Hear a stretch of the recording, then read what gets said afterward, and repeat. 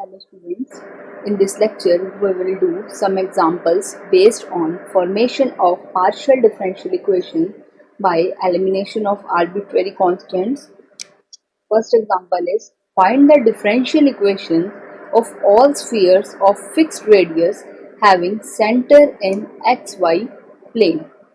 यहाँ हमें differential equation find out करनी है स्फीयर्स की जिनकी रेडियस फिक्स है और सेंटर है एक्स वाई प्लेन में। कोई भी हम स्फीयर लें उसके सेंटर को स्पेसिफाई करने के लिए हमें जनरली 3 कोऑर्डिनेट्स की रिक्वायरमेंट होती है, एक्स वाई जेड। अगर किसी स्फीयर का सेंटर ए बी सी है और रेडियस आर है, देन उस स्फीयर की equation x minus a whole square plus y minus b whole square plus z minus c whole square equals to r square होगी। अब यहाँ पर हमारा सेंटर है एक्स वाई प्लेन में। सेंटर अगर एक्स वाई प्लेन में है तो वहां पर जेड कोऑर्डिनेट क्या होगा? 0 होगा। एक्स वाई प्लेन में जेड की वैल्यू हमेशा क्या रहती है? 0। इट मीन्स जो स्फीयर के सेंटर होंगे वो कहीं भी एक्स वाई प्लेन में लाई कर सकते हैं, बस कंडीशन ये है कि वहां z कोऑर्डिनेट क्या हो? 0 होगा। ऑब्वियसली एक्स वाई प्लेन में है तो z कोऑर्डिनेट्स वहां पर 0 ही होगा। हमने मान लिया late h k 0 be the centre of sphere in x y plane. Fix radius है, let us suppose r be the fix radius. Radius fix है, सेंटर फिक्स नहीं है, सेंटर एक्स वाई प्लेन में कहीं भी लाई कर सकता है। अगर किसी स्फीयर का सेंटर हमें पता हो, रेडियस नॉन हो, तो we can write equation of sphere as x minus h whole square plus y minus के whole square plus z square equals to r square. Equation लिख सकते हैं हम स्फीयर की। अब यहाँ पर हमें पता है r रेडियस फिक्स है, h और k सेंटर जो है स्फीयर के वो कहाँ एक्स वाई प्लेन में कहीं भी लाई कर रहे हैं, तो h और k आर्बिट्रेरी कांस्टेंट्स हो जाएंगे। तो यहाँ पर हमें पार्शियल डिफरेंशियल इक्वेशन फॉर्म करने के लिए h और k को एलिमिनेट करना पड़ेगा। मेथड वही रहेगा। सबसे पहले इस डिफरेंशियल इक्वेशन को हम डिफरेंशिएट करेंगे partially with respect to x। जब हम इसे x के रिस्पेक्ट में डिफरेंशिएट करेंगे we will get 2 into x minus h plus 2z curly z by curly x equals to 0। r square का डेरिवेटिव 0 हो जाएगा with respect to x, y minus के होल स्क्वायर का डेरिवेटिव भी 0 हो जाएगा x के रिस्पेक्ट में। यहाँ से we can write x minus h equals to minus z curly z by curly x। Now अब इस इक्वेशन को हम y के रिस्पेक्ट में पार्शियली डिफरेंशिएट करेंगे। जब हम y के रिस्पेक्ट में पार्शियली डिफरेंशिएट करेंगे we will get 2 into y minus k, क्योंकि इस टर्म का डेरिवेटिव 0 हो जाएगा। इस टर्म को डिफरेंशिएट करेंगे we will get 2 into y minus k। Next term z square को करेंगे तो we get 2z into curly z by curly y, again r square का डेरिवेटिव 0 हो जाएगा। From this we can write y minus k as minus z into curly z by curly y। इसी को simplify करके हम ये लिख सकते हैं। देखो आपको h और k एलिमिनेट करनी है इन 3 इक्वेशन से। या तो आप यहाँ से h की वैल्यू फाइंड आउट कर सकते हो, थर्ड इक्वेशन से k की वैल्यू फाइंड आउट कर सकते हो और फर्स्ट इक्वेशन में सब्स्टिट्यूट कर देंगे। और थोड़ी कैलकुलेशन को सिंप्लीफाई करने के लिए, इजी कैलकुलेशन के लिए हम यहाँ से डायरेक्ट x माइनस एच की वैल्यू फाइंड आउट कर सकते हैं। इस इक्वेशन से y माइनस के की वैल्यू फाइंड आउट कर सकते हैं। यहाँ x माइनस एच सब्स्टिट्यूट कर देंगे इक्वेशन 1 में, y माइनस के की वैल्यू सब्स्टिट्यूट कर देंगे तो हमारे h और k एलिमिनेट हो जाएंगे। Substituting the value of x minus h and y minus k in equation 1 we have z square into curly z by curly x whole square plus z square into curly z by curly y whole square plus z square equals to r square,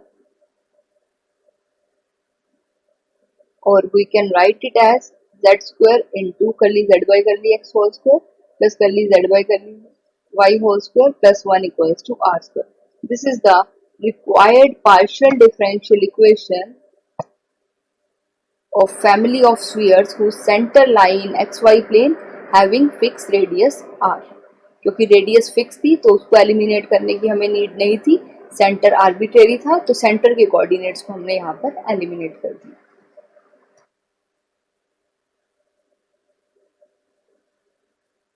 Next example, find the differential equation by eliminating the arbitrary constants lambda and a from the equation this. यहाँ हमें equation given है, इस equation में से हमें lambda और a को eliminate करना है। अब इस इक्वेशन में हमारे दो इंडिपेंडेंट वेरिएबल है x एंड t, एक डिपेंडेंट वेरिएबल है z, दो आर्बिट्रेरी कांस्टेंट है a एंड लैम्डा। सबसे पहले इस इक्वेशन को हम पार्शियली डिफरेंशिएट करेंगे with respect to x। x के रिस्पेक्ट में जब हम डिफरेंशिएट करेंगे, t को एज ए कांस्टेंट ट्रीट करेंगे, a इज कांस्टेंट, तो हमारा curly z by curly x हो जाएगा a into e raise to the power minus lambda square t, this is constant with respect to x। cos lambda x को differentiate करेंगे, will get minus sine lambda x into lambda. Now we will differentiate this equation partially with respect to t.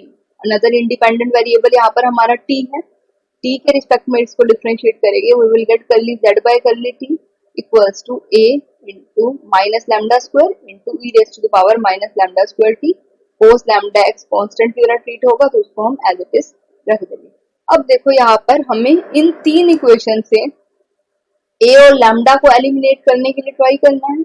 यहाँ पर इन तीन equation से आप lambda और a दोनों को एलिमिनेट नहीं कर सकते, आप वैल्यू सब्स्टिट्यूट करके देख सकते हो। अगर आप यहाँ पर z की इसको z की टर्म्स में लिखोगे, इन दोनों को अगर आप डिवाइड कर दोगे इक्वेशन 1 और 3 को, तो यहाँ पर आपका curly z by curly t आ जाएगा minus lambda square into z।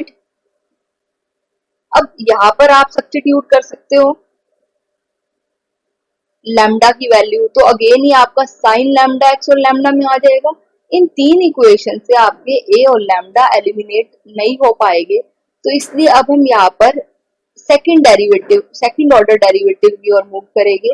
जब हम इस इक्वेशन को अगेन डिफरेंशिएट करेंगे partially with respect to x, यहाँ पर curly z by curly x है, इसको अगेन डिफरेंशिएट करेंगे with respect to x, we will get curly 2z by curly x square. This is a into e minus lambda square t as it is। यहाँ पर sin lambda x को करेंगे cos lambda x into lambda, so this will be lambda square and this minus is outside। Derivative करने के बाद अब हम देखेंगे इन फोर इक्वेशंस की हेल्प से क्या हम एलिमिनेट कर पा रहे हैं a और lambda.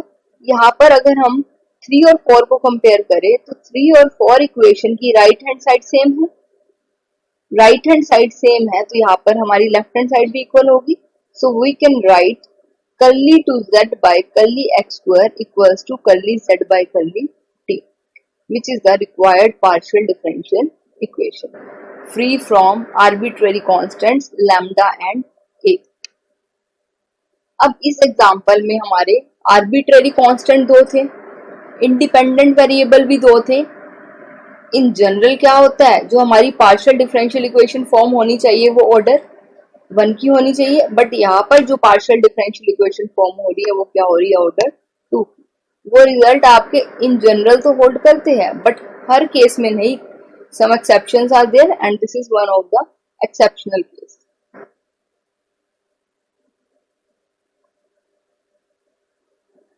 Next example, find the partial differential equation by eliminating a, b, c from the equation this x square by a square plus y square by b square plus z square by c square equals to 1। यहाँ पर हमें given है, हमें तीन arbitrary constants eliminate करने हैं a, b and c।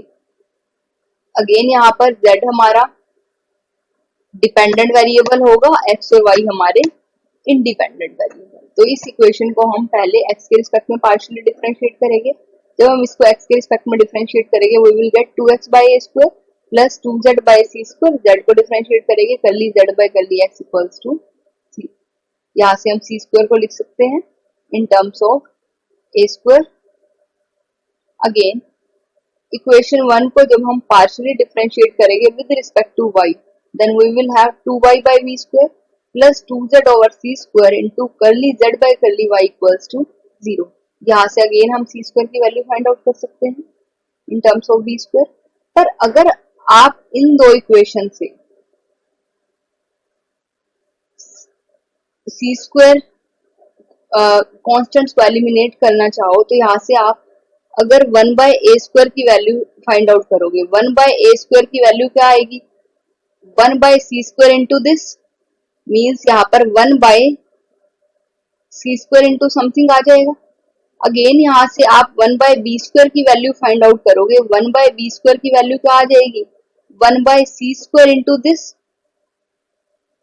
यहाँ आप जब सब्सटीट्यूट करोगे तो यहाँ पर आपका c² डिनोमिनेटर में आ जाएगा, डिनोमिनेटर में आ जाएगा तो यहाँ मल्टीप्लिकेशन में आ जाएगा और वो कैंसिल नहीं होगा। दो कांस्टेंट तो एलिमिनेट हो जाएंगे, a² और b², उनको आपने c² की टर्म्स में लिख दिया, बट c² रह जाएगा। तो इट मीन्स हमें higher order derivatives find out करने होंगे और इस इक्वेशन में आर्बिट्रेरी कांस्टेंट्स इंडिपेंडेंट वेरिएबल से ज्यादा है। आर्बिट्रेरी कांस्टेंट 3 है, a b and c, independent variable 2 है, एक्स एंड वाई। तो यहाँ पर हमारा जब हम higher order derivative find out करेंगे उनकी हेल्प से हम आर्बिट्रेरी कांस्टेंट्स को एलिमिनेट कर पाएंगे।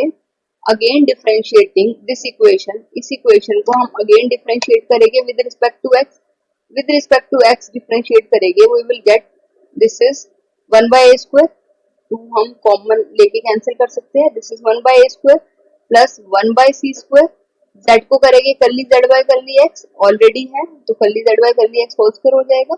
Next term is 1/c², z as it is, curly z/कर्ली x को करेंगे curly 2z over curly x²। अब यहाँ से हम ट्राई करते हैं कि हम एलिमिनेट कर पाएंगे या नहीं। सेकंड इक्वेशन से हमने c² की वैल्यू फाइंड आउट करी थी, c² is -a² into z/x curly z/कर्ली x। यहाँ से हम 1/a² की वैल्यू फाइंड आउट कर सकते हैं।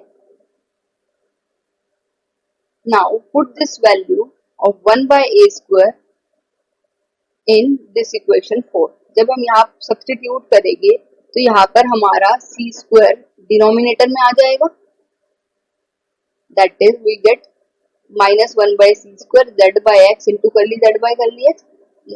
बाकी इक्वेशन को हमने एज इट इज लिख दिया, last equation is as it is.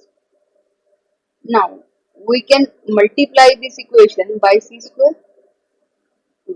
We have minus z/x into curly z/कर्ली x plus कर्ली z/कर्ली x whole square plus z into curly to z/कर्ली x square. We can write this equation as this, multiplying by x. This is the required partial differential equation free from arbitrary constants a, b and c. इस equation में हमारे 3 arbitrary constants थे, a, b, c, 2 independent variable थे। सबसे पहले जो हमारी given differential equation given equation थी, इक्वेशन ऑफ एलिप्सॉइड गिवन थी हमें। एलिप्सॉइड की इक्वेशन को हमने x के रिस्पेक्ट में पार्शियली डिफरेंशिएट किया, देन हमने y के रिस्पेक्ट में डिफरेंशिएट किया, बट इन 3 इक्वेशन की हेल्प से हमारे 3 कांस्टेंट एलिमिनेट नहीं हो पा रहे थे, तो फिर हमने second order derivative find out किया। Then we are able to eliminate all the constants from the given equation. So this is the required partial differential equation free from arbitrary constants a, b and c. Next example. Find the differential equation of all planes which are at a constant distance a from the origin. हमें differential equation find out करनी है, partial differential equation of all planes which are at a constant distance a from the origin. Means ऐसे plane जिसका distance origin से a distance पर है, और we can say ऐसे प्लेन जो ओरिजिन से a डिस्टेंस पे है उनकी partial differential equation find out करनी है। हमें पता है प्लेन की इक्वेशन क्या होती है, अगर हमें प्लेन का डिस्टेंस गिवन हो फ्रॉम ओरिजिन से a और प्लेन के डायरेक्शन नॉर्मल के डायरेक्शन को साइन गिवन हो तो हम इक्वेशन लिख सकते हैं, if L, M, N are the direction cosines of normal from the origin to the plane. अगर हमारे पास प्लेन के नॉर्मल के डायरेक्शन कोसाइन है L, M, N और हमें प्लेन की डिस्टेंस गिवन है ओरिजिन से ए, तो हम इक्वेशन लिख सकते हैं प्लेन की। प्लेन की इक्वेशन हमें पता है, जो ओरिजिन से ए डिस्टेंस पर है वो हमारे प्लेन से हो जाएगी, जहां पर एल एम एन क्या है, आर्बिट्रेरी। डिस्टेंस क्या है, फिक्स गिवन है, कांस्टेंट। एल एम एन आप चेंज करते रहोगे तो आपको ऐसे प्लेन्स मिलते रहेंगे जो ओरिजिन से ए डिस्टेंस पर है। And a l m n are direction cosine, so we have relation l square plus m square plus n square equals to 1।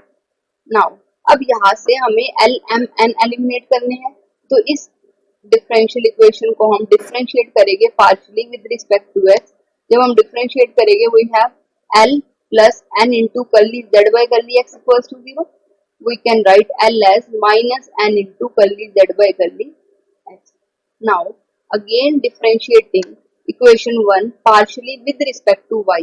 Y के रिस्पेक्ट में जब हम डिफरेंशिएट करेंगे we have m plus n curly z by curly y equals to 0। इस equation को जब हम y के रिस्पेक्ट में डिफरेंशिएट करेंगे, this term is treated as constant, तो इसका डेरिवेटिव 0 हो जाएगा। Next term is m into curly m आ जाएगा, curly y by curly y is 1।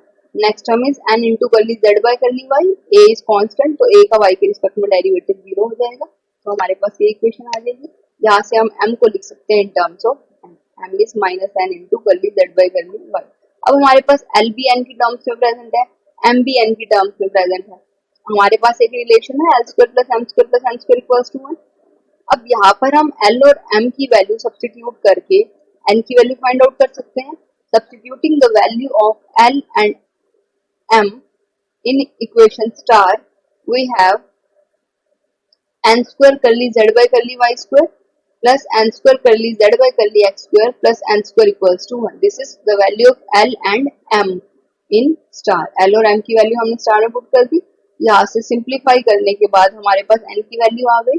N is 1 by under root curly z by curly x whole square plus curly z by curly y whole square plus 1. Now we have L equals to minus N into curly z by curly x. आप यहाँ से n की value substitute कर देंगे। We have m equals to minus n into curly z by curly y. यहाँ से आप n की वैल्यू भी सब्स्टिट्यूट कर देंगे। आपने l और m में n की वैल्यू सब्स्टिट्यूट कर दी तो आपको l नोन हो गया, m नोन हो गया, n आप फाइंड आउट कर चुके हैं ऑलरेडी। हमारे पास तीनों आर्बिट्रेरी कॉन्स्टेंट्स की वैल्यू है, तो हमारी जो प्लेन की इक्वेशन थी l x plus m y plus n z equals to a, आपने वहां पर L की वैल्यू सब्स्टिट्यूट कर दी। L इज दिस, L की वैल्यू यहाँ पुट कर दी L into x. Next is M into y, यहाँ पर आपकी M की वैल्यू थी, M की वैल्यू आपने सब्स्टिट्यूट कर दी इंटू वाई प्लस N की वैल्यू सब्स्टिट्यूट कर दी N into z. L x plus m y plus n z equals to a, यहाँ पर L M N की वैल्यू सब्स्टिट्यूट कर दी। उसके बाद आपने सिंप्लीफाई कर दिया by taking LCM। This is the required equation of required partial differential equation of all planes having constant distance a from the origin. Because a was constant, distance हमें constant था, तो उसको आपने एलिमिनेट नहीं करना। L M N direction cosine हमारे arbitrary थे, तो हमने उनको एलिमिनेट करके पार्शियल डिफरेंशियल इक्वेशन फॉर्म कर दी। This is the required partial differential equation of first order. Thank you.